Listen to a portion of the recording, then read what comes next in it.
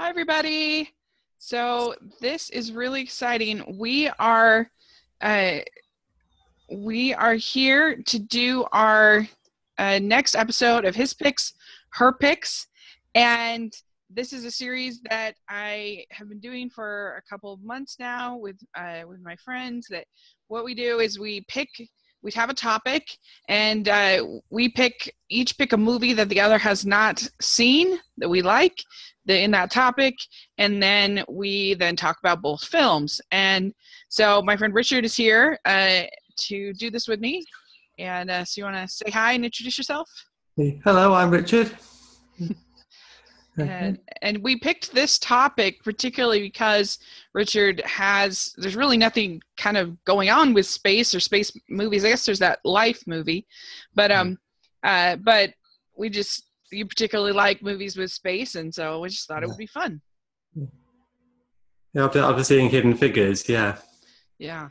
Which is kind of based around the same era. True. Very true. So we decided to talk about the Right Stuff 1983 film, and a film. There weren't that many space movies you hadn't seen. So this one is, I would say, very loosely connected with the space movies, but it's called October Sky. But it still counts. Yeah, I thought it was all right. Yeah. In that way. Right. So, all right. So we should talk about, let's talk about October Sky first, since it's the least tangentially kind of connected to space. So October Sky, it was made in 1999, and it is about a boy true story, named Homer Hickam. And he grows up in Coalwood, West Virginia, and his father is a coal miner, and his father kind of is a realist to a fault. He doesn't want his son kind of having these dreams of getting past Coalwood and getting past the mine, and so he's not very supportive of his son's interest particularly in rockets. And him and his friends get inspired to form this kind of club where they work on creating their own rocket for this science fair. And he has this teacher who's very supportive, and they face a whole bunch of different adversity, including his dad, in their goal of winning the science fair. And they have challenges in the town and challenges with the mine and all kinds of stuff. And in the end, though, they are able to finally make it to the science fair, and then they are able to go to the National Science Fair, and where they end up doing very well.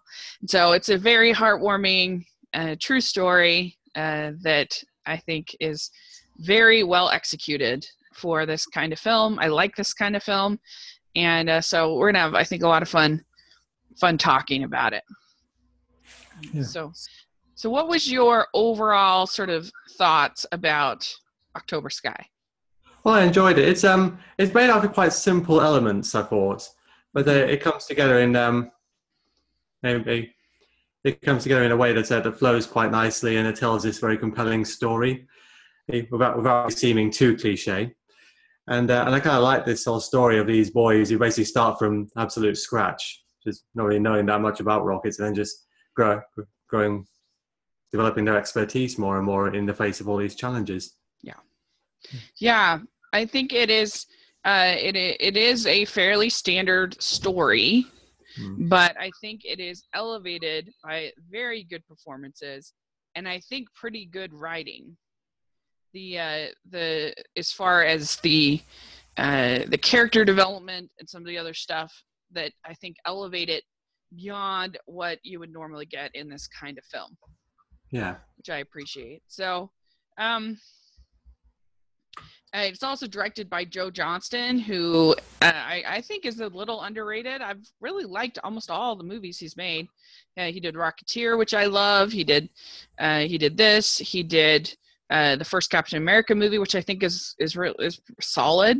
So I don't know. He's, I think, a pretty good little director. So my first question that I have is, did you like Homer as the protagonist and Jake Gyllenhaal's acting? Oh, I definitely liked Homer a lot. He starts off with him. It starts off with him trying out football, isn't it? And he kind of see then his persistence, even though he's not very good at it, and he carries that persistence through the film with his rocket projects. He's got a little bit of an everyman and side to him. I think he's quite average in a lot of ways, and he's able to. It's just really impressive how he's able to develop his knowledge. With support from his friends, some of it just through his own efforts. And I quite like that scene where he comes into the classroom and he's showing all these equations and graphs to show that a rocket he and his friends made didn't start the fire that they've been accused of. Right. It's not often you see someone doing cool stuff with maths. Yeah, that's true. But he wasn't like sort of the stereotypical nerd, I would say, either. No. I mean, Quentin's probably the closest to being the stereotypical nerd in terms of like appearance. Yeah, that's true. Even he doesn't really act the full nerdy stereotype. Yeah, that's true. That's true about Quentin. But even he has this dark side, when you see his family and that scene where he says, "You won't tell anybody how I live." Well, that was, I thought, really good scene. Yeah. So even his character, I think, is a little deeper than you might typically get in sort of, I don't know, like your like, especially in the 90s, you had like very, very common. You have like the troop of boys, like whether it was like Mighty Ducks or Hook or all these different movies, and you'd have like the smart one and the fat one and the kind of a thing. And this is definitely a step up from, even though I enjoy those films, this is a step up, as far as characters in that regard. Probably because it's based on some, true events. Yeah. I think it is quite a bit. I haven't read the book on which it's based. I don't know that much about Homer Hickam, but from what I could gather, it is quite fictionalized in a lot of ways. I think it said there were really 6 Rocket Boys instead of 4. But I guess they made 4 to be too many. Well, that's interesting because it is kind of, excuse me, it is kind of similar to what we talked about last month with A Beautiful Mind. Is like how much leeway do you give these kinds of films as far as telling a true story? Yeah. And I just found out that the Cool Runnings, the movie about the Jamaica bobsled team. Have you ever seen that? Yeah, I have. I've seen it a few times. I guess it's completely like almost everything is made up. Yeah. like I heard that, I was like, oh. Like how they weren't sprinters, and when they got to the Olympics, the other teams were actually really nice to them. Yeah, exactly. They said, "Oh, why don't you put some training wheels on that sled, Jamaica?" Yeah, and I guess all the characters are just like totally made up. Like they weren't like that at all. I was like, oh, like very very loosely based on a true story. Yeah. There was a Jamaican bobsled team. From what I can tell, that's there wasn't like a coach like that. Like pretty much everything was made up. I'm like, oh. That's too bad. Oh well, what are you gonna do? But yeah, I also thought that Gyllenhaal was really good, and you empathized for him, you felt for him. He wasn't just sort of a like an emo teen, like a grumpy teen. No. I like when this guy got to his second act low point, where he's kind of given up on his rocket dreams and he's working in the mine. He's doing it for a good reason. He's doing it to support his family because they really need it at that point. Yeah, and I just thought his interactions with so many of the characters felt authentic, felt real, the way that the character would really do it. So I think that he did a very good job. Yeah. So my next question is, so Homer's father, John, he seems like a very complex character to me. And he could have been so one note. But I felt like, so I said, are there shades of good and bad in him? And how do you feel about Chris Cooper in the role? And so my feeling about this is that you understand where he's coming from and why he is doing what he's doing. He's not just some kind of beast of a horrible, mean father, which we've seen many times in these kind of films. And I think one of the best scenes to kind of flesh out his character is when he kind of defends that the boy against his father. You know, and you know that, like, this is a good man. I think that he would do something like that. And you know, that or certainly he's a better man. He's a better man than this other man, which I think adds a lot. And I think also, like, the scene where he says, like, basically says, this, the man dying, that was not your fault. He made his own choice. You know, like, there were just a lot of sort of softer moments to him, which I really appreciated. And I think Chris Cooper is so good in this role. Oh yeah, definitely. Yeah, it does quite go quite back and forth between the like the good, like the soft moments are like really admirable, and then he has these kind of worst moments where he's just not supporting Homer.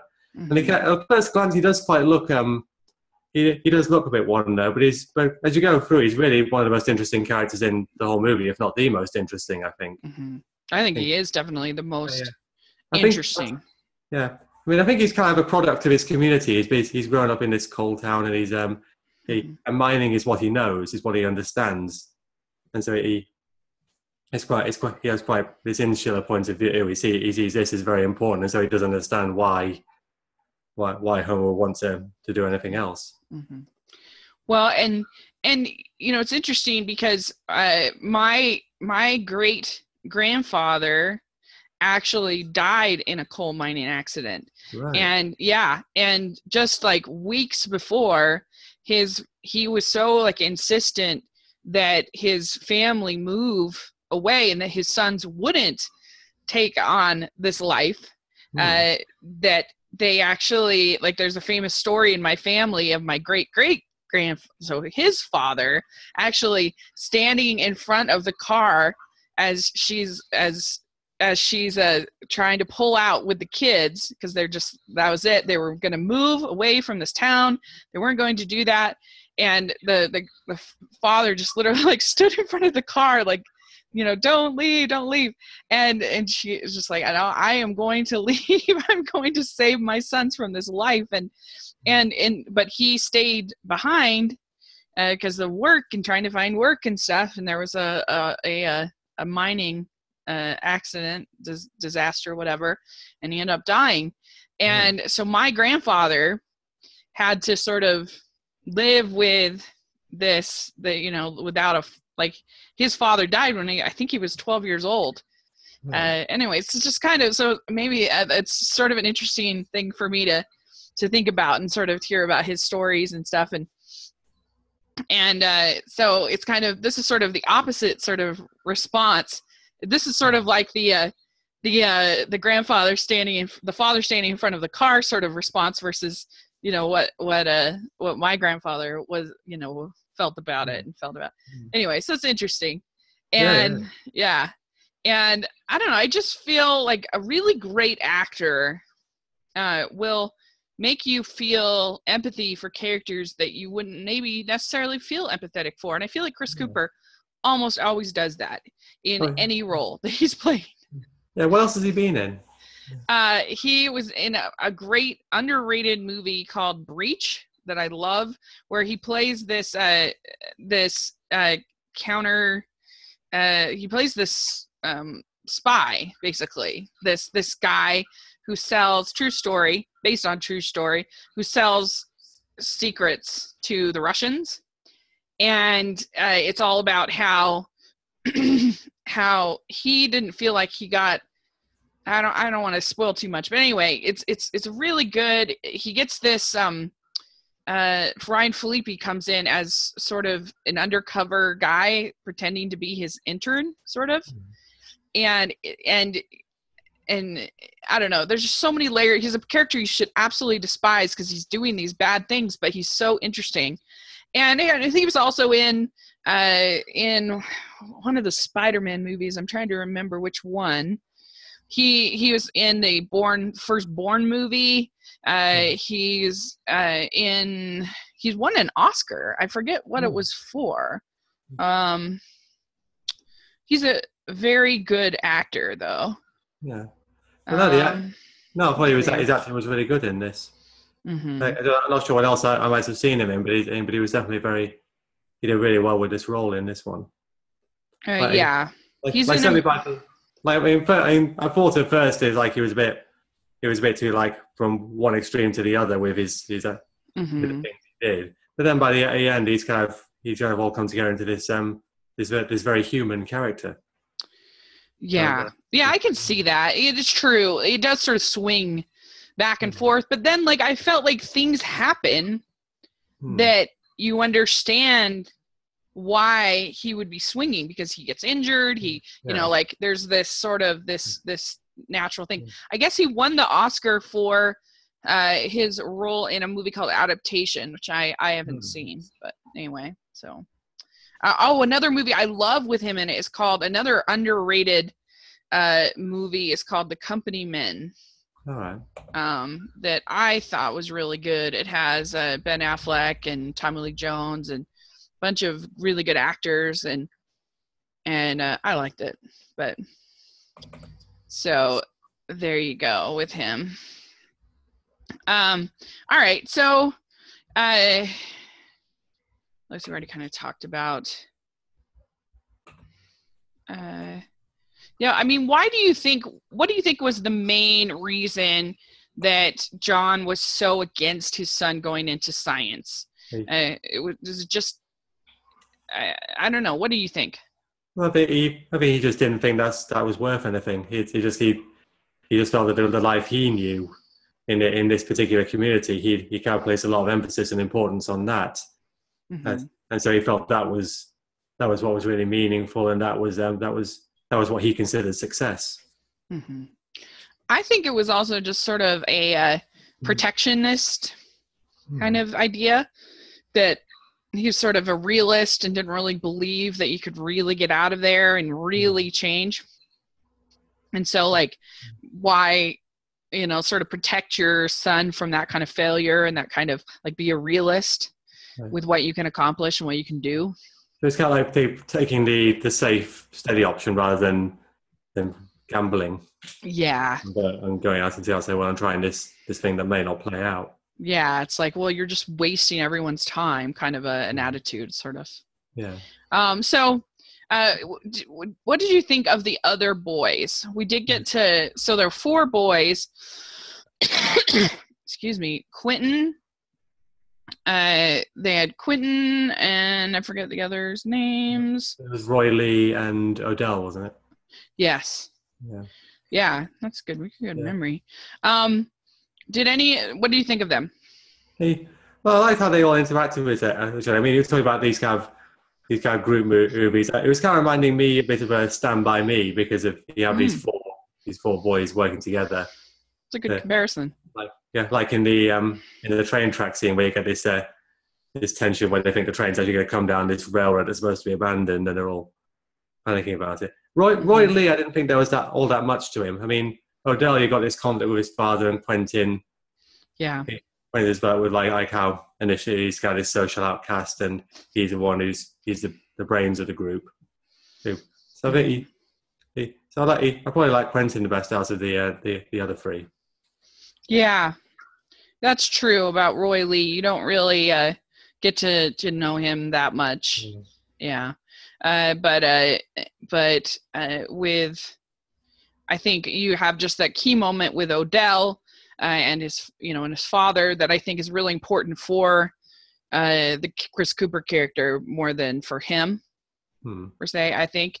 And then also, like we were saying before with Quentin, that scene I think is so well done with his house and that moment where I don't know, I just thought that was a lovely moment of writing and acting, everything. Like, you won't tell them how I live, will you? Yeah. It's really good. Okay, so then next is actually, did any of the other side characters stand out for you, like Miss Riley? I did like Miss Riley, certainly. I mean, again, it kind of going beyond the stereotype of this kind of supportive mentor figure.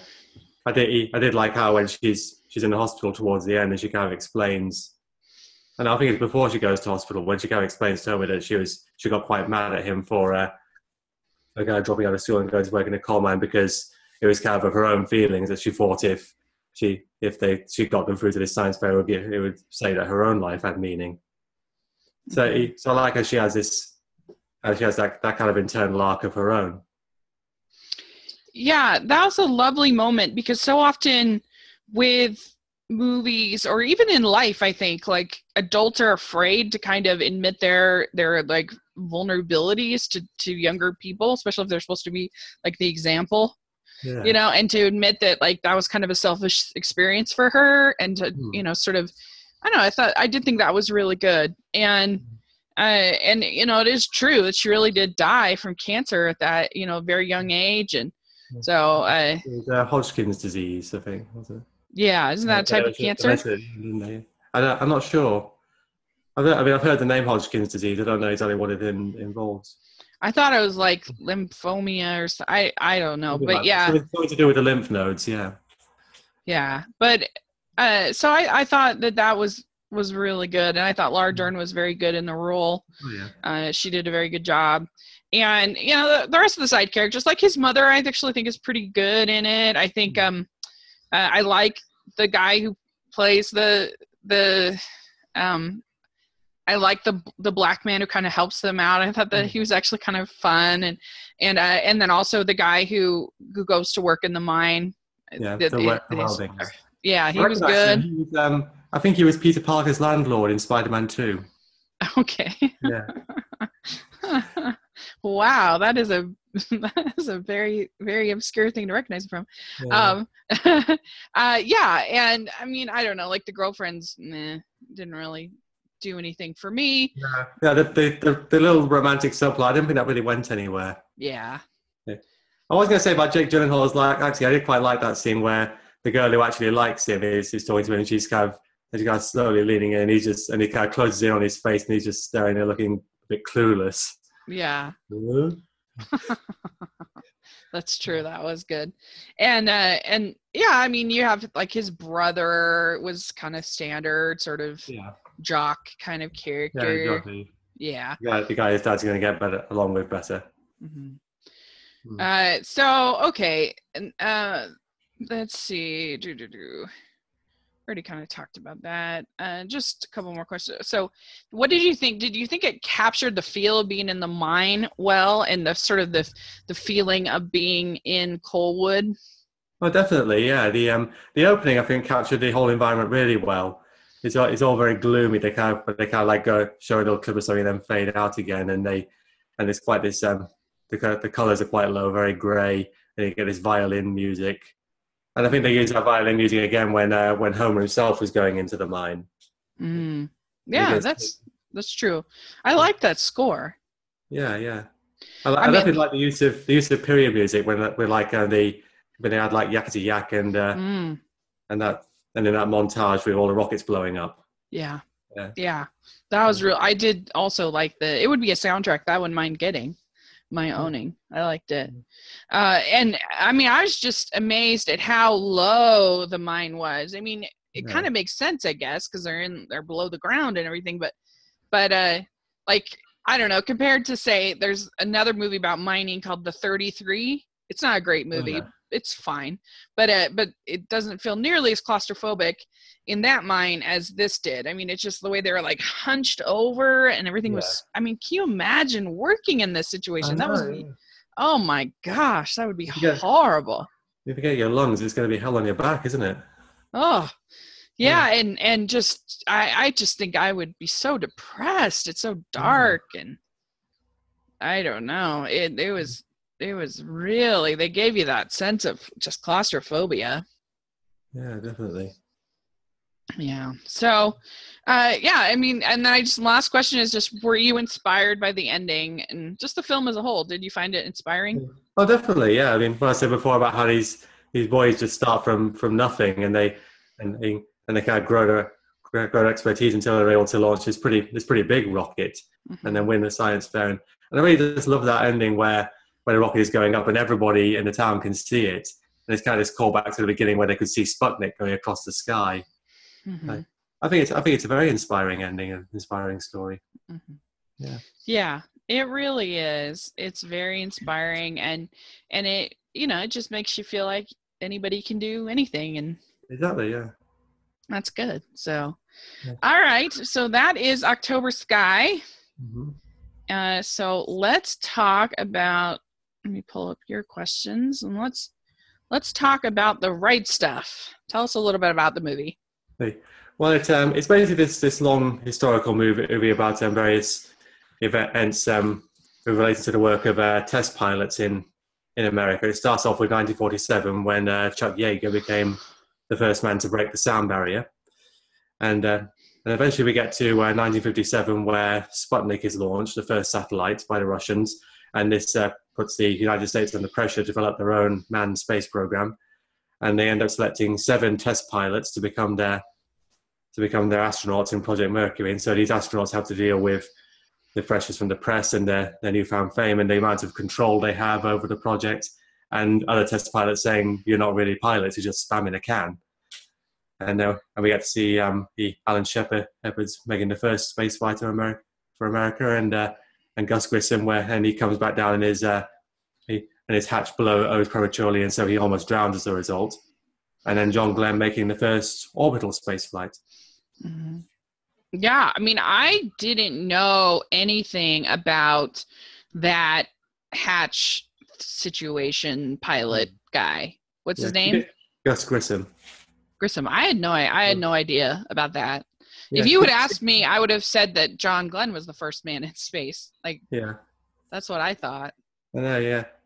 Yeah, I remember there's a series called From the Earth to the Moon, which is all about the Apollo program and going to the moon. And there's one episode where Alan Shepard, the one who goes first, he's like having this operation, and before he goes out, the surgeons are talking to each other, and one of them says, "You know who he is? He's America's first astronaut." And one of them says, "I think I would recognize John Glenn." Yeah, it's true. Why do you think that is? Well, Glenn was, you can't see it in the film, Glenn was very charismatic. He was the best PR guy.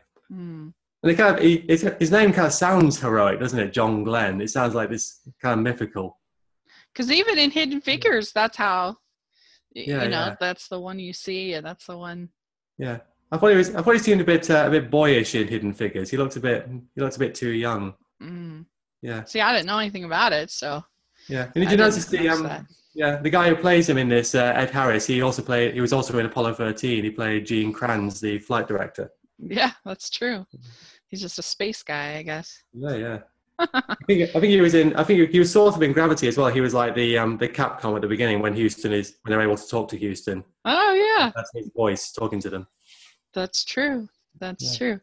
Yeah. Sorry, I kind of interrupted. Did you have any more summary? Do you want to? No. Just one thing I was going to say about the ending is it kind of stops more than probably ending, really. So I was going. So really, just after John Glenn, you get this little interlude with Yeager, and then just see Gordo Cooper going on the last Mercury flight, and that's how it ends. Yeah. So what were your overall thoughts on it? It was a good film. I'm not going to lie. I don't have a problem with long movies. I love many long movies. It felt long at times. That's the difference. There were times when I was like, okay, I don't know.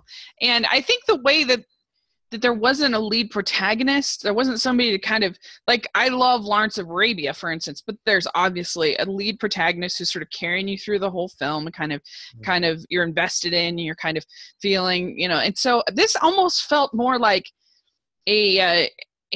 almost like a mini series, like sitting down to watch a 3-part mini series on the space program, more than it did a movie. And but I did enjoy it, and I learned a ton.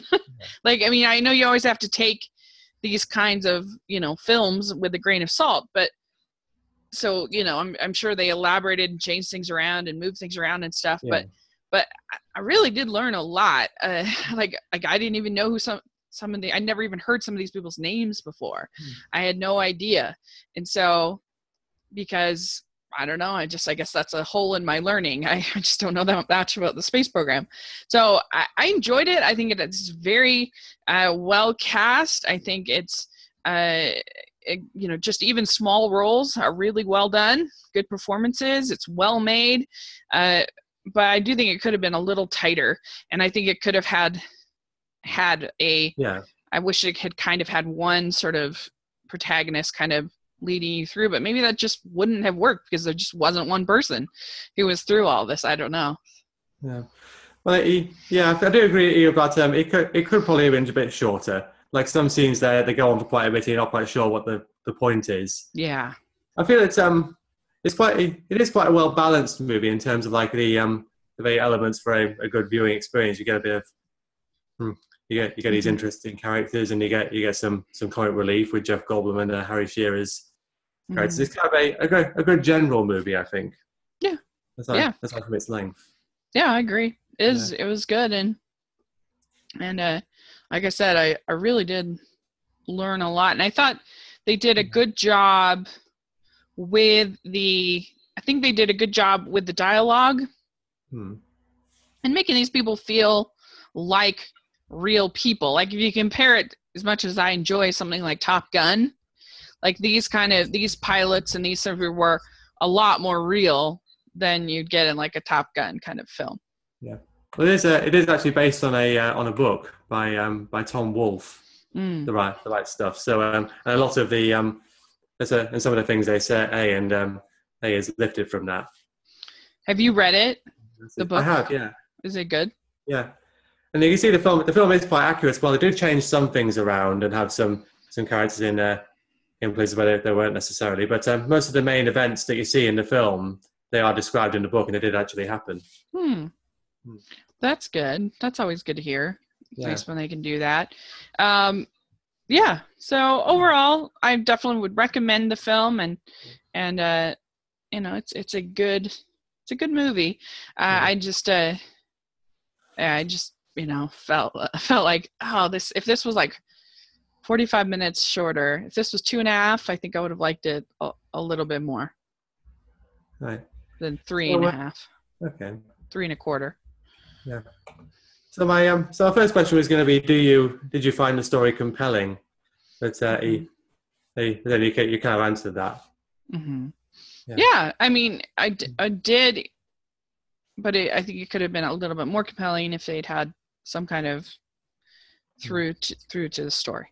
Yeah, and you kind of touched upon the other question I was going to ask. The film doesn't have a proper protagonist and doesn't really fit a traditional story structure. And did that bother you? Mm-hmm. A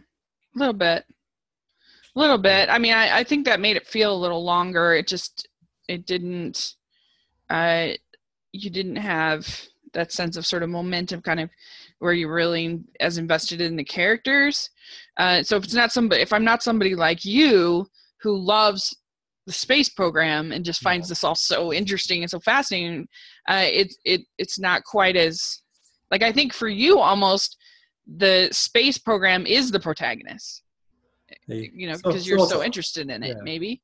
Yeah, I suppose it's more the more general theme is the culture of test pilots, I think, rather than the space program. Though the space program does take up the lion's share of the film. But having the fact that there's not really a proper protagonist. I mean, it starts off with Chuck Yeager and then goes on to the pretty much all 7 of the Mercury astronauts, although some get more attention than others. But it kind of bothered me most at the end, with where it ends with like the last of the Mercury flights with Gordo Cooper, and I suppose it makes sense to end like that. But then end the narration at the end about how, for a brief moment, Gordo Cooper became the greatest pilot anyone had ever seen. It's kind of acting like Cooper was the protagonist when he wasn't really. And then it briefly mentions that Gus Grissom was killed a few years later. and it's strange how he's the only one whose fate they happen to mention. It feels like the film didn't really know exactly how it should finish off. Wait, but I thought it ended with Jaeger being the one. It ended with Jaeger having this crash in this plane he was testing. And he kind of last see him kind of walking along the lake bed all burned. Yeah. Okay, I guess, there was a little bit of Cooper in the launch. Yeah. That's true. There's a lot that happens in this movie. It's a little hard to keep there is a lot of material to cover over here and keep track of. Yeah. So I thought I kind of liked going back to Jaeger, because I thought he was going to be sort of the protagonist of the movie, kind of Top Gun, kind of like, again. And then it kind of goes back to him at the end, which I liked. You get to see him, like, the first time it's this successful stunt kind of thing that he does. And to set this records, and then the end is sort of this unsuccessful version of that almost, so it kind of brings it all sort of full circle. Yeah. So I was going to say, kind of partly connected to that, what did you think of the characters in general? Did you like them? Yeah, I did. I thought it was a really good cast. I thought that particularly I liked seeing Bill Paxton. What was the name of his? Sorry, what was his? Oh, maybe it wasn't. Oh, Dennis Quaid. I always get them confused. I always get Bill Paxton and Dennis Quaid confused. Dennis Quaid as Cooper. He was really good, I thought. And I always like Kathy Baker. I always think she does such a good job as sort of this character actor, kind of side actor. She's sort of an unheralded actor, but I like her in almost everything I see her. And I thought she was good as Alan Shepard's wife. She was in it quite briefly, wasn't she?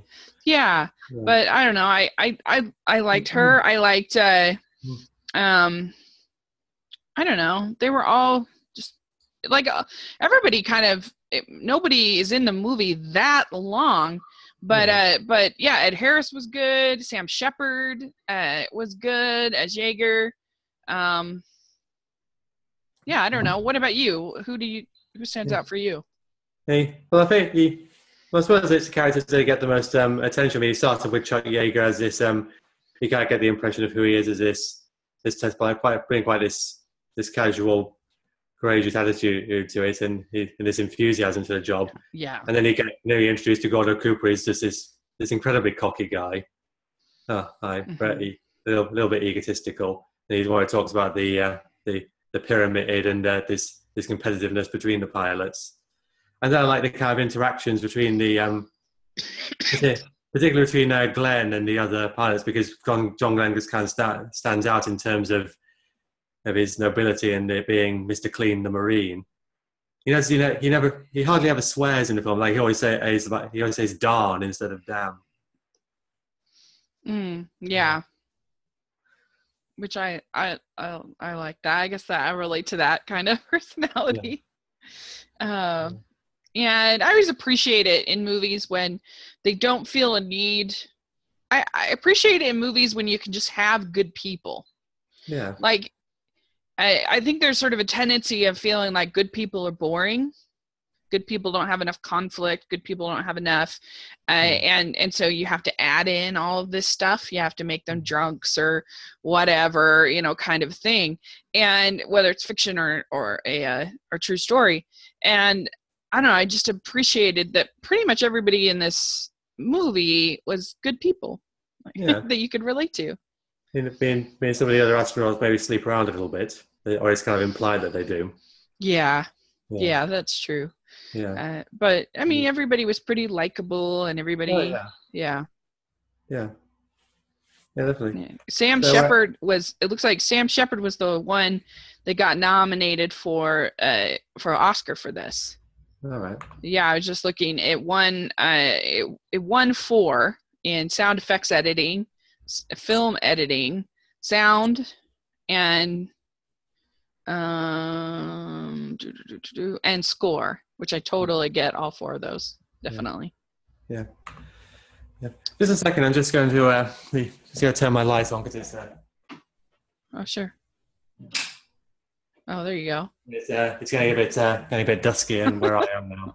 Sure. So, yeah. Yeah. So I liked all of them. Did you have a favorite of all of them that you liked the most? Probably John Glenn. Like I say, I like nice guys. Me too. Yeah. You've probably been. So it's Alan Shepard played John. Oh no, wait. Scott. Sorry, Ed Harris. Ed Harris. You have a guy called Glenn playing Shepard and a guy called Shepard playing Yeager, I think. Yeah, that's true.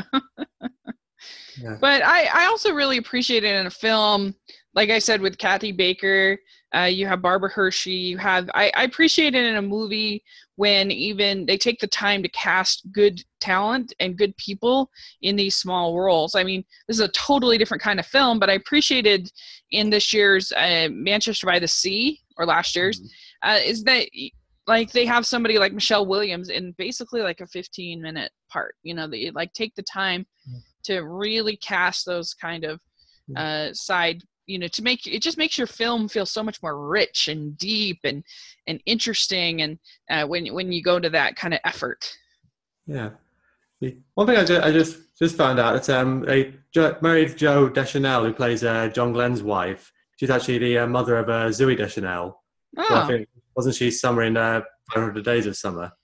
Yeah, you're right. All kinds of connections. So that's her mother. You can see the resemblance, I think. Yeah, you're right. Yeah. She's also I think the mother of Emily. I think her name is Emily Deschanel from Bones. Do you ever see that show Bones? Because I think they're sisters. Yeah, I think they are. Yeah, but I haven't seen Bones. No. Interesting. Yeah. Cool. Yeah. So our next question was, did you think the different roles of the female characters were examined well? Yeah. I mean, I think that you got enough of sort of their frustrations about their husbands' sort of dangerous careers and having. I mean, it starts out the movie. The very first scene of the movie is this, you know, woman being widowed. And so that it's real starts out with really seeing their perspective and in that time period. Like, it's not like a woman could kind of put their foot down and say, in a marriage, I don't think, and say, no, you can't do this. Like, I'm not going to accept this. It just, and I don't even know in a marriage if you can really do that now. Like, you have to, in a marriage, you have to work with what other people want to do, and you have to try to make it work somehow. So, but anyway, I thought that was sort of their main purpose, was to show that the cost paid for all of this and what was on the line, and kind of create that tension. Yeah, I mean, you can kind of see all the amount of stress that's put on them. I mean, I think Chuck Yeager's wife, she seems to handle it best. Mm-hmm. She seems the most accepting of it. But I think it's quite telling this scene after Gus Grissom has got back from his flight, and his wife is a bit annoyed because people are thinking he's screwed up, and she wanted to meet Jackie Kennedy, and then she gets quite angry and says to them, I feel like they owe me, these rewards they've been getting for their husbands, these famous careers. She feels that that's the reward that they should be getting for all the stress that they've had to go through to go through their husbands' careers. Yeah. That's true. It's kind of like almost an army wife in a way. Yeah. Well, it kind of is an army wife, because these men work for the Air Force and the Navy and the Marines. Mm-hmm. Yeah. Yeah, and you know, we so often forget the value and the contributions that homemakers and people that are keeping down the fort at home, how important they are to many of these great men that we know. And now, you're seeing it now with stay-at-home dads as well, but somebody who's not only able to care for the children, but also support their spouse and, keep everything, like, that's really hard. And especially when you just don't know whether you will be abandoned by something that I think could maybe feel a little bit frivolous at times. Like, there's something about war that maybe feels a little more substantial than like trying to break the sound barrier, or something like that. Could feel a little bit almost like, I think it could feel almost like your husband is sort of a circus performer, kind of. Like, why is he putting out all this risk? Like you might think, why do they need to test these planes? Mm-hmm. What's the purpose? So I understand that. So I thought they were good. So good. So next question was the film clear in explaining the different pilots' mindsets and motivations, do you think? It's hard because it was a little bit fractured. So I don't know. Like, I'd almost have to watch it again to really pay attention for that. Because because I thought with some things you had to kind of figure it out on your own a bit about how like after like you said, you guys see with when Jeff Goldblum and Harry Shearer go into the bar when Chuck Yeager's there, and he's kind of making fun of the whole idea of the space program, and then later on he got this scene where he's kind of outside looking up at the moon, which kind of indicates that he is kind of interested in that. And then when he's bringing this whole counter argument to the idea that the astronauts aren't real pilots because they just sit in a capsule and press buttons, and he's saying, well, they know what they do. They know that there's a risk involved. They volunteered for this, unlike the chimpanzees. Right. But like, when you compare it to Apollo 13, in that movie, like, I feel like each of those characters is much more developed, each of those astronauts, than any of these are, as far as like, we really understand why each of those men are kind of doing what they're doing, even to the point of the Gary Sinise character who, has to sit at. Wait, is he? Which is the one that has to sit at home? I can't remember. That's Gary Sinise. And or even the Kevin Bacon character, like, they each kind of have their arc, and you really kind of get to, I think, know them in a more intimate way than you do in this. And that's the problem of having so many characters in this film. That whereas in Apollo 13, there's like 4 main astronauts that you pay attention to: the 3 on the spacecraft and the guy who's been left behind. Well, and that's why it really feels more like a 3-part miniseries, because you really feel like episode 1 is like the breaking the time barrier, people, and then episode 2 is sort of the more the space, and then you kind of come back to the time barrier people, and so, like, I don't know, it's just sort of unique that way as far as characters. It might have worked as a miniseries. Just split up into a few episodes. I'd almost like to see it made into, you could take all of this and make it into a documentary miniseries too, where you'd have like the words of the various, obviously couldn't do it now because John Glenn is gone and all these people are gone, but have sort of their words about what really happened, and then have the footage, and have the kind of like OJ Made in America or something like that. You can make it even longer. I haven't seen that. OJ. Was it OJ Simpson versus? Or is that something else? So last year there was The People versus OJ Simpson, which was a dramatic series, which was great, and so well done. But then you also had this 8-part ESPN documentary, which goes, because the dramatic series is just about the trial, and it's told from Marcia Clark, the prosecutor's perspective, whereas the documentary is 8 hours long. It's All right. really long. And it starts with him as a child and goes all the way until current times. So Right. it's very, it's just fascinating. It's so good about, just about not only about him, but it has so much to say about race relations, and it's really good. Anyway, to get off topic, but it was very interesting. Okay. So I would be curious to see a documentary, though, about the space program, kind of following through on all these things. It would be interesting. Yeah, there are a few different ones. I'm sure there are, yeah. Yeah. So the last question I had was, did you have any thoughts about the kind of themes of image and fame in the film? Yeah, I mean, it's kind of interesting you bring up that thing about wanting to meet Jackie O, and I don't know, I think there is something, especially now. I mean, I think that would be way more now than it was back then. Like, because I think that I don't know, you just like you expect now to get rewarded in ways that I think that you didn't expect to back then.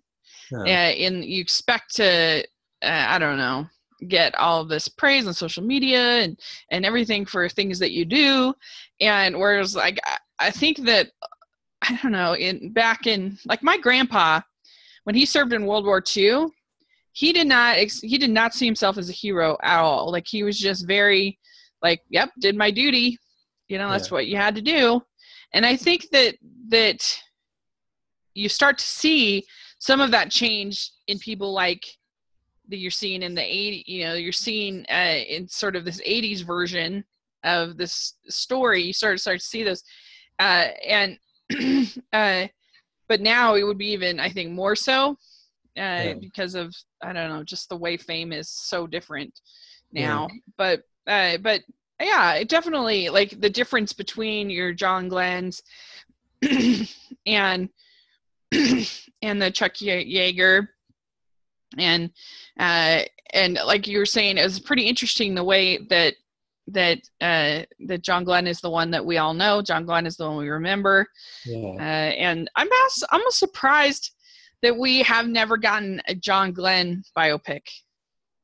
Yeah, he only flew in space to one. He only flew to one Mercury flight, and then soon after that he left NASA and went into politics. And he was in his 70s, and he flew on the space shuttle. Yeah, I was going to say, who's the old one? I thought it was John Glenn, right?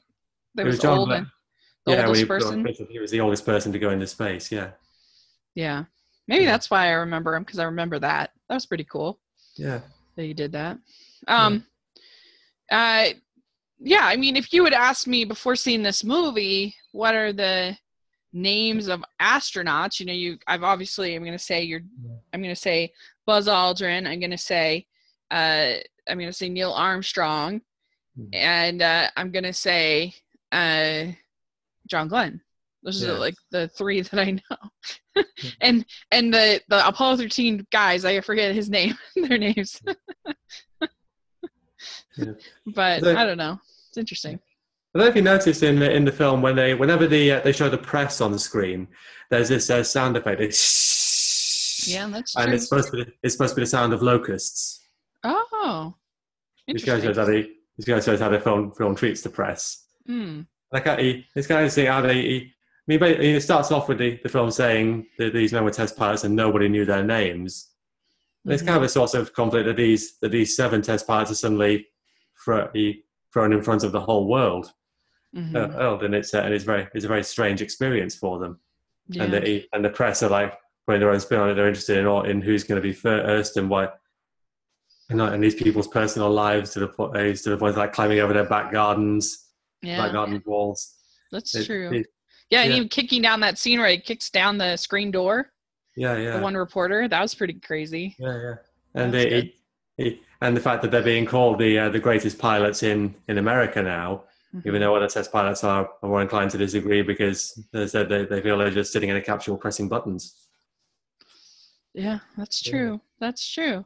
It was it was that era's version of fake news. That's interesting. I mean, it's interesting. I don't know. You just look at a movie like Sully, and how we so like needed him to be a hero. Like he was a hero and he genuinely deserved all of that. But I don't know, I just thought that was fascinating about that movie. It's just sort of our just need for hero so bad. And I think that that's something that's not new. I think that was needed then as well. Yeah. I don't know if you know about Charles Lindbergh. I read this book about him once, about how after he'd flown solo across the Atlantic, he was basically this perfect hero in the eyes of the public, and he just like had no private life anymore. Yeah. Like in the months following that, he was just going from place to place, all his public engagements.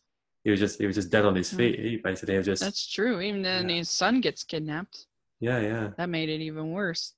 Yeah, that's very true. It's a good point. I liked it. And I mean, we should talk for a second about the flight scenes. I mean, those were so well done. Oh, I love those. Yeah. Yeah. Yeah, the visuals on that. Like, I'm not surprised at all that they won for sound, because it still completely holds up, like that, sound, and it just felt very, very like intense. And when they're kind of spinning and you're just like, oh my gosh, like that was pretty like tense, and you didn't know if they were gonna crash and what was gonna happen, and that was intense. And I also thought, like, I mean, because again, I didn't know anything about this Grissom hatch thing. Like, that whole thing was fascinating. I thought, like, I mean, it seemed like such a small thing, and everybody made such a big deal about it, and I felt really bad for him. Like, like, look at all he'd done. Like, he'd been pretty brave, and he'd gone up in space, and just for not just this stupid hatch thing. I don't know. I was so surprised that he was so ridiculed for that. Like, that was such a big deal. They just got out of the test pilot culture, where they just felt the initial thought was he must have blown the hatch himself by accident. But further investigation proved that it probably did blow by itself. Yeah. And it wasn't really his fault. Yeah. But you don't really see that in the movie. I mean, but I guess they saw that as cowardly. Is that the thing? Not so much cowardly, just the fact that he'd made a mistake. Yeah. Yeah, that was really surprising to me. I thought that was very interesting. Yeah. So, and like I said, I knew nothing about that, so it was very, very interesting. Yeah. So yeah, it's a good film. I enjoyed it. I think those are both really good. Yeah. Good films, and like I said, I think the soundtrack was excellent. Really good score. Yeah, by Bill Conti, I think. Mm-hmm. Yeah. I think I like the main theme best, I think, as of that. Mm-hmm. Yeah. And I'd also like when John Glenn lifts off, they use this music from the planets. I think it starts off with Mars and then turns into Jupiter. Yeah. Oh, interesting. Do you know the Planet Suite? Mm-mm. No. No, is that from Hey, and I don't know who composed. I'm not sure who composed it. I'll just have a look. But oh, interesting. Yeah, it was like just this music that this composer made up for by the English composer Gustav Holst between 1940 and 1960, and he made this music for each of the planets minus Pluto, because Pluto hadn't been discovered then. Interesting. I didn't know that. That's cool. Huh. Yeah. And I really like how what you were saying about the visuals as well. It's one of the best. I think it's one of the best scenes of the film when Glenn actually gets into orbit and he's going around this lovely orchestral music going on, and just kind of the lights that he sees and the moon coming out. That's just a really beautiful scene, I think. Yeah. Yeah, that was really good. That was really good. And you just get the sense of like scope and I don't know, just feel for what he might have experienced. And I mean, especially if you consider 1983, like what we can do with like gravity or something like that now seems a little, or Apollo 13 in what was that, 98, I think? 95, I think. 95. Oh, was that? Yeah. Okay. Yeah. Anyway, yeah, so it's very, very interesting.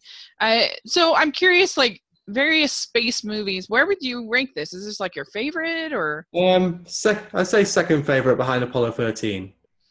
I think Apollo 13 is ultimately, it's more concise, and the overall story fits very neatly into a 3-act structure, I think. The whole story of Apollo 13, they lift off, they have this accident, and it's just this long journey to get home. Yeah. It was like this quite easy choice to make a film about, and it's handled very well, I think. I was going to say one thing about when you say about making Apollo 13. Did you know that in the scenes where the astronauts are weightless, they actually are weightless because they built a set inside this training aircraft that would then fly up and down in these repeated arcs, and when they were coming down, you become weightless for about 20 seconds. Yeah, it was like a spinning thing, right? Where they could be it would make them have zero gravity. I think that's a centrifuge where they kind of try the higher, where they kind of increase the level of gravity. Yeah. It's pretty impressive because it just doesn't feel green screened or anything like they would do now. Yeah. And so I mean I agree. I would put Apollo 13 above this, but I still enjoyed it. I thought it was good. It's hard to beat Tom Hanks. Oh yeah, definitely. I think he's so good. Yeah. So good. But yeah, I mean, it was a very this is a perfect example of why this series is good, because it's probably not a movie I would have gravitated towards myself, but I'm glad I saw it and I liked it. So good. So I enjoyed it to the sky. Oh, good. I'm glad. So it worked out good. So so where can people find you? Well, my Twitter is PNE Richard, and my blog is velociraptor256.wordpress.com. And I just started trying to make my own videos. My username on YouTube is currently velociraptor256. I may change that to something a bit more catchy in the future. Yeah, I'm really excited to see what you come up with. It's gonna be fun. Yeah. So everybody still listening, subscribe to Richard's channel. I'll put that in the description section. So this should be fun. Let's see. All right. Well, thanks everybody, and we will see you next month. Great.